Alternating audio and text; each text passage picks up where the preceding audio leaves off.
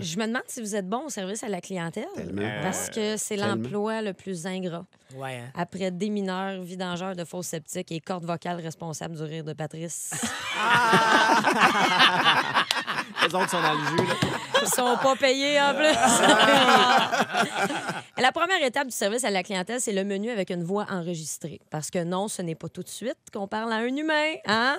À moins que vous appeliez genre Tipette Excavation. C'est là, il y a des bonnes chances que Tipette lui-même vous renifle un halo suivi d'un petit rot au ballonné. Ça, c'est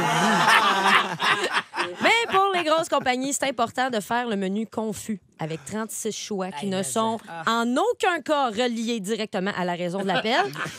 Bienvenue à la Banque Populaire. Pour la perte de votre carte, les prêts hypothécaires, des reflux gastriques ou télécharger le best-of de Queen, faites-le 1. Pour votre solde, pour appuyer la cause des girafes au petit coup, votez pour le 6 à 6 ou pour faire le 1, faites le 2. Comme ça, quand vous allez répondre, le client est dans un état entre le burn-out et l'étrangleur de Boston. Mais quand on est bon... c'est un drôle d'état. Mais quand on est bon au service à la clientèle, on sait contrôler ça et on se présente gentiment. Bonjour, mon nom est On s'en sacre. Comment peux-je être bête avec vous aujourd'hui?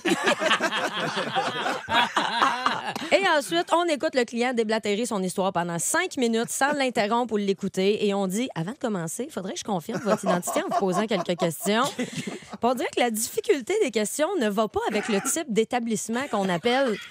Tu sais, il y a 2 catégories. Il y a la catégorie « Je peux pas croire que tu protèges mon argent avec ça. »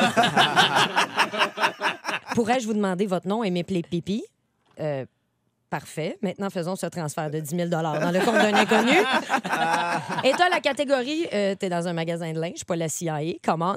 Quelle est la ligne 147 du rapport d'impôt de votre mère biologique de 1974? Et quel est le passe-temps préféré de Socrate? Et c'était bien sûr NHL moins 450. Hein? Et philosophe Revolution 4. Là, on réécoute ensuite le problème du client et on dit oui, je comprends ce qui veut dire je m'en sacre. Et si le client insiste, on lui dit laissez-moi vérifier avec mon supérieur, je vous reviens. Ce qui veut dire je m'en vais m'acheter un café au Mexique. Et en reprenant le téléphone, je raccroche par accident, Et là, le client doit donc se retaper le menu automatisé. Puis s'il n'est pas mort de vieillesse pendant le processus, il tombe sur un autre préposé qui n'est pas au courant du problème. Puis finalement, il transfère quand même au superviseur. Puis après ça, je sais pas ce qui se passe, je suis encore en attente. Merci, Corinne. Wow, c'est tellement ça.